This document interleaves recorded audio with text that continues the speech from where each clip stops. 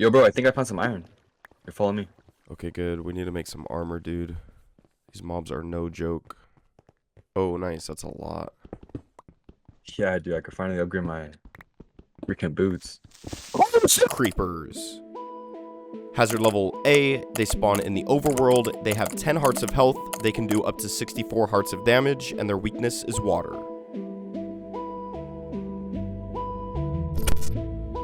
Creepers have 4 phases: wander, chase, ignite, and run.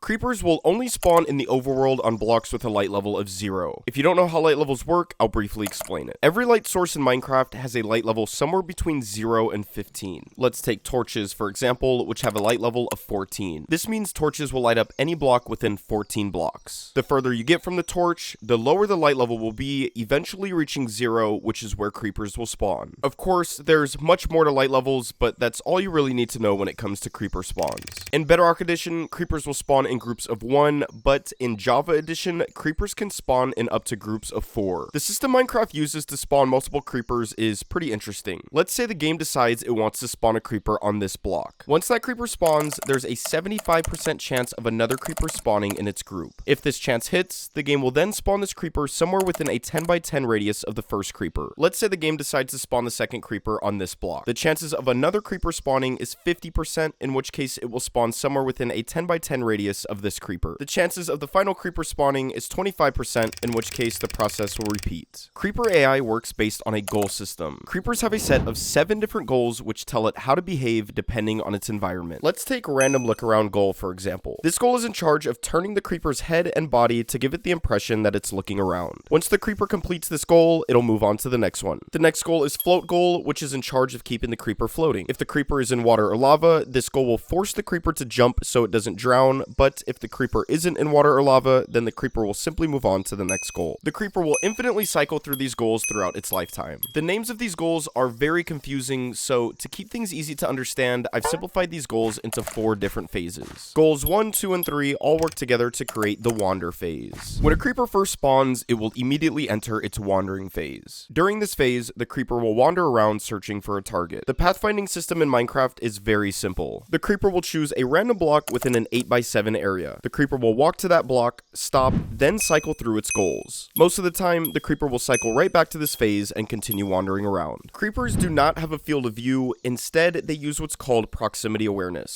Creepers have a proximity awareness of 16 blocks, which just means that they can see any players within 16 blocks, even if they're not looking at them. The footage you're seeing is a bird's eye view of the creeper's proximity awareness, which is highlighted in yellow. Shout out to Snycent for creating this mod that gives us this visual on such a short notice. I found him on Fiverr, which I'll link down in the description. I also want to give a huge shout out to Nero for the enormous help on this video. Nero went through and researched Creeper AI, translated it all onto document, and helped with various other parts of this video. This video would not exist without these people, so be sure to show them some love in the Discord. Now, even if you're standing inside the creeper's proximity awareness, it cannot see you unless it can draw a straight line from its eyes to your eyes. By pressing F3 and B, you can see the eye location highlighted in red. As you can see, the creeper's eyes and your eyes are both located on the head. So if you're standing anywhere within 16 blocks of the creeper and it can draw that straight line from its eyes to your eyes without any obstruction, it will enter phase 2. As a side note, if you're wearing a creeper head, this lowers their proximity awareness to 8 blocks. As soon as a creeper spots you, it will enter its chase phase. During its chase phase, it maintains a proximity awareness of 16 blocks even if you're wearing a creeper head. This means that if you stay within 16 blocks, the creeper will continue following you, but if you get over 16 blocks away, the creeper will immediately return to phase 1. Players walk about 4 times as fast as creepers, which means you can outrun a creeper just by walking pretty easily. You can also break line of sight with the creeper simply by hiding your head behind a block, in which case the creeper will pathfind to the last location it saw you, then return to phase 1. In multiplayer, once a creeper targets a player, it will not retarget unless it's been sent back into phase 1. As you can see, the creeper's target is another player, which means that I can get as close to the creeper as I want without worrying about it targeting me. However, as soon as my friend breaks blocks line of sight or runs 16 blocks away, the creeper will retarget to the closest player. So one of the best creeper killing strategies is to have one player run from the creeper while another player kills the creeper. In order for the creeper to advance into phase 3, two things must happen. A player must step into the creeper's attack range, which is the 3x3 area highlighted in red, and the creeper must be able to draw that straight line from its head to your head. Here, for example, I'm 1 block away from the creeper, but it's not advancing because it can't draw that straight line to my eyes. However, if I were to break this block, the creeper can now draw that straight line and it will enter phase 3. Remember that the creeper uses proximity awareness, meaning the creeper doesn't actually need to be looking at you in order to advance phases.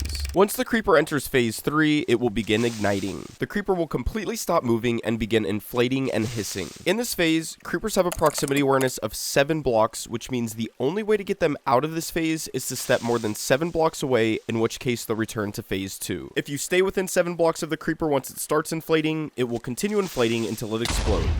When a creeper is inflating, it's charging up a variable referred to as the swell level, which is basically just a meter. Swell starts at 0, and once it hits 30, which takes 1.5 seconds, the creeper will explode. The only way to stop swell levels from rising is to step out of the creeper's proximity awareness, or by cutting off line of sight, in which case the swell level will immediately begin dropping. This means that if you have a creeper right in front of you, literally just about to explode, and you can place a block to break line of sight, this will immediately stop the creeper's swell level from rising. Now, whenever a creeper takes fall damage, this will automatically set its swell level depending on how far it's fallen. Creepers use this formula to determine how much their swell levels increase from fall damage. For instance, if a creeper falls 10 blocks, its swell levels will be 15 when it lands. Now, if there aren't any players within its attack range when it lands, the swell level will drop 1 every tick, but if there is a player within its attack range, the creeper's swell level will continue increasing from 15. This would mean that the creeper would explode twice as fast as normal. This mechanic has a cap at swell level 25. If a creeper landed on you with a swell level of 25, it would explode in a quarter of a second, making creepers extremely dangerous when falling from heights. When a creeper explodes, it'll damage anything within a 5x5 radius of the explosion. Each block in Minecraft has a resistance value. The higher the resistance value, the less likely the block is to break. This is the reason creepers don't do any block damage while in water. Water has a resistance value of 100, which is high enough to prevent creepers from outputting any damage to nearby blocks. Player damage varies depending on a couple things. The first variable is how close you are to the creeper. The closer you are to the explosion, the more damage you'll take. The second variable are any blocks in between you and the creeper. By placing pretty much any block in between you and the creeper, you can significantly mitigate how much damage you take.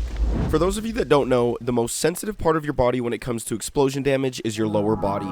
As you can see, without any blocks protecting my lower half, I get killed. Even if I were to place a block protecting my upper body, I still get killed. However, if I place just one dirt block in front of my legs, I only take half a heart of damage. This is the reason you'll often see players using bed explosions to kill the Ender Dragon. By standing just below the explosion, you're able to output enormous amounts of damage while taking almost no damage at all. So, whenever you're dealing with creepers or any other types of explosions, be sure to prioritize protecting your bottom half. In easy mode, the maximum amount of damage creepers will do is 11 hearts. In normal mode, it'll be about twice the damage, and in hard mode, creepers will do about 3 times the damage, making them the highest single attack damage enemy in the game. Of course, you can mitigate this damage with potions, armor, or a shield, but we won't be diving into those numbers during this video. Creepers have a small fourth phase which will trigger the moment they see an ocelot or cat. As soon as the ocelot or cat comes within 6 blocks of the creeper will turn and sprint 8 to 13 blocks away, then return to phase 1. No matter what difficulty you're on, creepers will always have 10 hearts. This means that if you're hitting it with your bare fist, it'll take 20 hits to kill. When fighting most enemies, you'll usually want to take the high ground, but when fighting creepers, it's a good idea to take the low ground to protect your bottom half. With melee weapons, your best option is to jump and hit the creeper not only for the critical hit, but also to knock it back far enough so it doesn't keep igniting. You can also use weapons with knockback to make it a little easier. The safest way to kill a creeper is, of course, to use a ranged weapon like a bow or crossbow, since you don't have to worry about them getting close enough to ignite. Once a creeper takes damage, it will not regenerate health. The only way a creeper can gain health is if you give it a potion of healing or regeneration.